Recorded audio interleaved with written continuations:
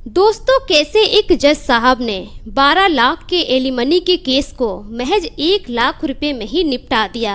आइए जानते हैं पूरा मामला इस वीडियो में। एक कोर्ट में एलिमनी को लेकर डिस्कस चल रहा था। लड़की का वकील कहता है कि हमें 15 लाख रुपए एलिमनी चाहिए, लेकिन वहीं पर लड़की का पति कह रहा था कि मेरे पास 15 लाख रुपए नहीं है, किसी तरह से मैंने लोन वगैरह इकट्ठा करके 12 लाख रुपए का इंतजाम किया है, मैं 12 लाख रुपए ही दे पाऊंगा। अब इसी बात को लेकर वहां पर डिस्कस चल रहा था। तभी जो जज साहब होते हैं वो लड़की से पूछते हैं कि आप बताइए आप क्या चाहती है। अब वहां पर लड़की बार बार पीछे मुड़कर देख रही थी। जज साहब पूछते हैं कि पीछे जो आप देख रहे हैं जिसे, आखिर वो आपके लगते क्या है? क्या वो आपके भाई है, आपके रिश्तेदार है? तब लड़की कहती है कि नहीं जज साहब, वो मेरा दोस्त है। अब जो लड़की का पति होता है वो कहता है कि जज साहब, ये लड़का इस लड़की का दोस्त नहीं है बल्कि इसका प्रेमी है।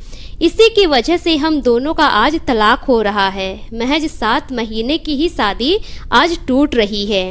अब जो जज साहब होते हैं इतना सुनने के बाद कहते हैं कि कोई बात नहीं, अगर तुम्हारी पत्नी को वो लड़का पसंद है, उसके साथ वो सुखी रहना चाहती है तो ठीक है, सबको अधिकार है अपने मनपसंद के लड़के के साथ जीवन बिताने का। उसके बाद जज साहब उस लड़की से पूछते हैं कि क्या ये लड़का आपको सुखी रख पाएगा, आपकी इज्जत करता है, आप इसके साथ अच्छे से जीवन बिता पाएंगे? लड़की कहती है कि जी हाँ जज साहब, हम दोनों एक दूसरे के साथ अच्छे से ज़िंदगी गुजार सकते हैं। हम दोनों एक दूसरे से बहुत प्यार करते हैं, वो हमारी बहुत इज्जत और केयर करते हैं। अब बात जज साहब को समझ में आ जाती है। अब जज साहब महिला के पति से पूछते हैं कि आप बताइए कि जब आप दोनों की शादी हुई थी तो क्या आपने दहेज में कुछ लिया था?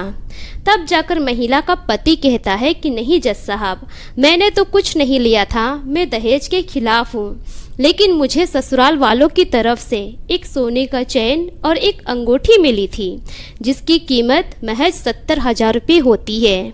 अब जो जज साहब होते हैं उसी वक्त फैसला सुना देते हैं, डिसीजन देते हैं कि रफा दफा यहीं पर हो गया है। अब आपको सिर्फ 1 लाख रुपए ही एलिमनी के देने हैं, उससे ज़्यादा आपकी पत्नी को कुछ नहीं मिलने वाला। वहाँ पर जज साहब डिसीजन देते हैं और मामला वहीं पर रफा दफा हो जाता है। तो दोस्तों, अब आप लोग बताइए कि जज साहब ने जो डिसीजन दिया वो सही था या गलत था? अपने अपनी राय कमेंट सेक्शन में ज़रूर दीजिए और इस वीडियो को ज़्यादा से ज़्यादा शेयर कीजिए।